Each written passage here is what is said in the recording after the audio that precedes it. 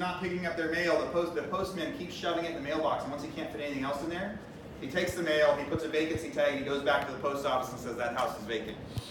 So if it's not getting mail anymore because of that, it comes up on our vacant list. And what this also does is, and this is great if you're going to make an offer to anybody, right? So for any of you guys, somebody says, hey, I want to buy, I want to sell you my house. I want to sell for 300 grand. You can pull this up and it'll say, well, they owe 160 on it, right? They bought it this many years ago, and they have a state tax lien and a federal tax lien. They haven't mowed their lawn in 6 months, right? So that's when you can really start dialing it in to make sure you get really great offers. So when you get to figure out how much somebody owes, and you also get to see if you're even in the ballpark, right? If you know you're going to be able to pay between 100 and 110 for this house, and you see that they owe 140, you don't have to waste any time with it. Whoa, whoa, back up. Almost. There. All right, don't move. So this says the different things we can do with that system. So we take that vacant house list, we narrow it down to 1,200 houses, and now what do you want to do? We have 4 different campaigns that are quick campaigns you can do. So I want to send all of them a postcard that says I buy houses. So you click that, it charges you 43 cents, and it goes and sends them a customized postcard. You get to build the postcard, and it sends it out. So I want to send them all an email. I don't know if I'm a fan of using the email system yet, so I think it's risky with different spam laws that are out there. But kind of one of the ideas is you can't sell services, so you can't send an email and say, hey, I want to be your agent. But if you're sending an email saying, hey, I would like to buy your house, you're not violating those laws. But we don't do much on emails, but we provide it. Online ads is the part that's coming soon, and then the voicemail. So the idea is within 5 or 10 minutes, you go, here's my 1,000 vacants. I'm sending them all a postcard, all of them a voicemail, and when they log into Facebook, they're going to see an ad that says Aaron buys houses up in the corner. Now, the voicemail thing, like the coolest part about the voicemail system, we've learned a lot from that recently. Now, that voicemail system is, you say, all right, I'm going to send out this voicemail, and when it shows up to them, it shows up as a missed call on their phone, and then they get the message. Now, we don't do the recorded message that you get from the banks or that you get from all sorts of things. It is not that. You want this to be a really informal message that they feel like you just called them for it. So the best one that we have is one that Curtis did. He had a list of 1,000 houses, and he recorded as he's driving in his car. So you can hear his car in the background. And he's like, hey, my name's Curtis. I was driving around your neighborhood. I'm trying to buy vacant houses over here. And if you're interested, if you have any interest in selling that house, I'd really like to talk to you. And if you don't, just keep my number, even if you call me back, or just don't call me back at all. It's totally fine. But if you have any interest in buying that house and selling your house, give me a call. They don't think it's a big recording. They don't think it's a mass thing. You sound like a normal person. So I'd say voicemail is less professional, not more professional. You want to make it sound like a real voicemail. So he hit go. He sent out 1,000 voicemails. Within an hour, he had 300 incoming calls back.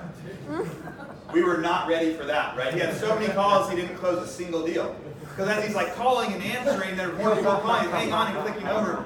And we also learned that there's extra steps that you could do to weed people out. Right? So we're still trying to figure, a lot of this is new technology, or it's new for us, so we're still trying to figure out the best way.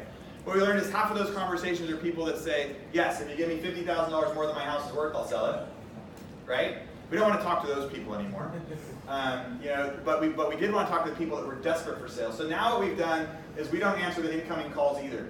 We have a voicemail that comes on when they come in and says, hey, if you're interested in selling your house, it's Curtis, I really wanted to buy your house. I really want to talk to you about your house, but I'm busy. Leave me a message. Tell me how much you owe on it, how soon you need to sell, and how much you think it's worth, and I'll call you right back. We've created that extra hoop. Now, the people that leave the messages, they want to sell their house. Right? Those are people that are desperate, they're motivated, and they want to sell it. So now you can totally scale that. Instead of sending 1,000 voicemails, you can send 10,000, or 20,000, or 30,000. And then it comes down to that number. It's like 10 cents a voicemail as it goes out. And then with that higher return rate, it's a better ROI than we've ever seen on postcards. And as you come up with those systems too, then you log back in and go, well, how much do they owe? What should we do for it? And there's lots of different ways you can continue to build that system.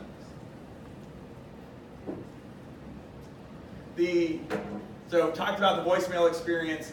One of the things that we have now in there is you can throttle it. If you're ready to answer calls, you can say, I'm going to send out 10 voicemails every 10 minutes. 20 voicemails every 10 minutes, so you can start saying, I'm going to answer the phone, and then turn it off when you don't want to answer the phone anymore. But we've now started that step where it's okay if we send out 10,000 at the same time, because we're not going to answer any of those incomings. We're only going to call the people that really, really want to sell their house, because that's your most productive time. You don't want to spend any time talking to somebody who doesn't want to sell their house, really. And then how accurate is data? A lot of people say, how accurate is the data? So I think our vacant list is like 90 to 95%. Our bankruptcy, our liens, we miss some vacant houses. We miss some bankruptcy houses. We miss all sorts of stuff, right?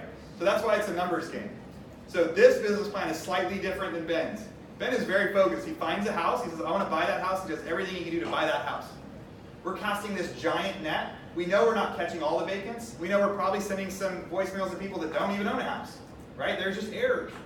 But we know that if we cast a big enough net, the people that we do talk to are the people that call back, they want to buy their house, they have lots of equity, because that's part of the filter originally. Somebody that has $70,000 equity in their house, but there's errors in that too. A lien could be recorded twice. If somebody does a refi, sometimes it shows like they're underwater and they're not.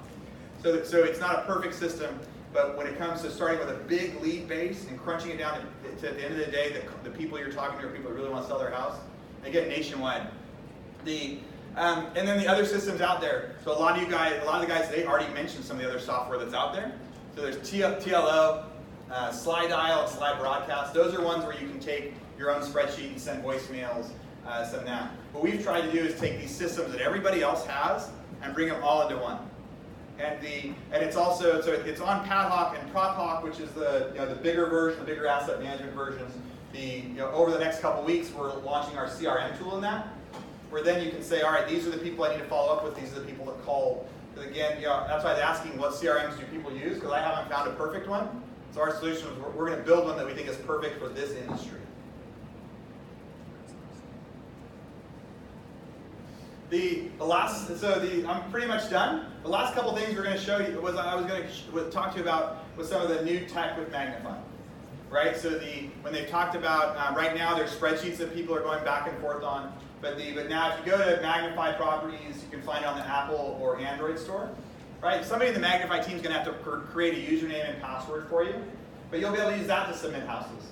So right now when you log in, you can go in and it plugs in the address, it asks you for statistics, there's some different simple questions, and then you go through and take a bunch of pictures, and that gets preloaded.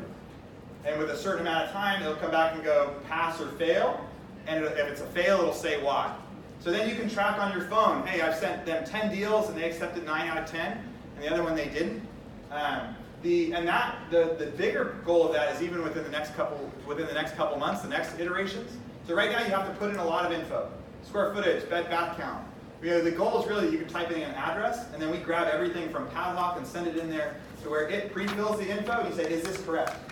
Is this the correct info? And then right away it kicks you back and says, hey, this is a pass or this is a fail, or a maybe. And so it'll help speed up that process. Well, then you can play with numbers too. I'm going to change the rent around. What if I can rent it for $2,000 will be accepted? And this is just another part of that. So Magnify Properties in the App Store, pictures. It won't let you not fill something out though. Again, these are the things that we think are the most important. You don't have to take 100 pictures, but you have to take like 15 or 20. And I don't really have a conclusion. I had 45 minutes to try to give you guys a ton of value, so I had to talk fast and rush through some stuff. The technology and this industry are super fascinating to me.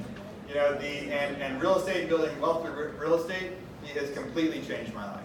So the questions, or if we're out of time, you just kick me off and have somebody else jump up. You have like 2 questions.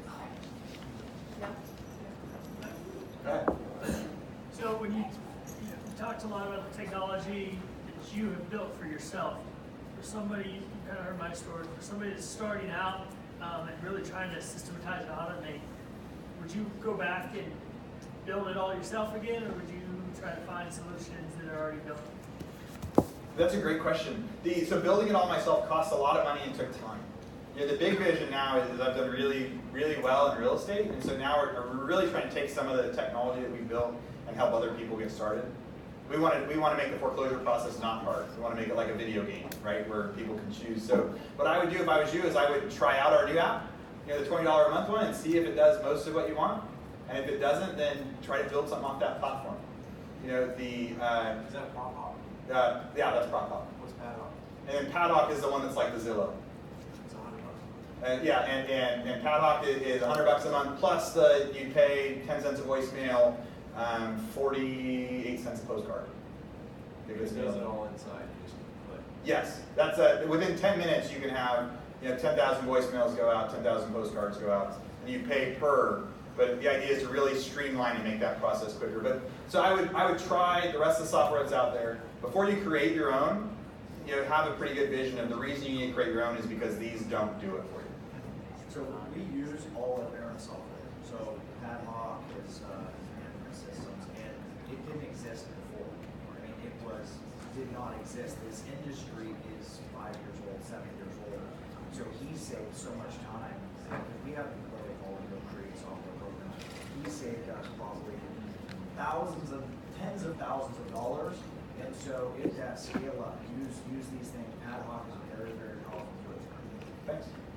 Go ahead. Through your presentation, you had a couple of checklists, like the pre-market checklist, and then you said there's the 90-10 rule. I won't be on every house, like front door. Yes. Is that all in there, those checklists? Can you assign them to team members? Yes, so the checklists are in our big $1,000 a month version. You can assign them to team members. In the lighter version, you would share a login with everybody. But it does the checklist on the app itself, and then it sends a nice professional PDF of the checklist. And like if a window's broken, that one will be checked no, and it'll say, window's broken, I'm gonna schedule it. What's the difference between the $100 a month and the $1,000 a month? If you have it's almost like the big industrial version. If you have tons of employees and you want to be able to not give all of them access to everything, then you want the bigger version. If you're not worried about tracking GPS and sharing info with everybody, then the $19 a month version is fine. Can I just give a tip? So you talked about the video recording software that you have. If you have a YouTube channel, you can do, you can record videos there and automatically have a link and it's uploaded and shared. So that's the way we've been doing I'll probably use it. training videos. Yeah, so you can create a playlist. It's private, only for your people to see. It has any training videos that you know. It's quick to send out. It's already uploaded on YouTube when you record it. It's a great idea. Go ahead. Yeah, I was just gonna add, Snagit TechSmith allows you to annotate photos if you need to point anything out, but it syncs with your computer in real time. So it actually creates the output destination for YouTube and Dropbox if you want to keep things separate between the contractor and, That's called Snagit. Snagit, it's a tool through TechSmith, and that also is part of screencast.com. So you can do all three things kind of in one shot. But actually did have a question. As far as integrations with your pre-existing CRM, is there any kind of like API for that as a token, like where you can, sync your Google contacts to one of the software? We don't have an API, but when you're starting, when you're coming into it to get started, there's an upload feature where you can choose your fields and import everything. Thank you. So, but we don't. But any of the info in it, there isn't an API to pull it out and put it in your own software. Piece of cake. All right, you guys are awesome. Thank you.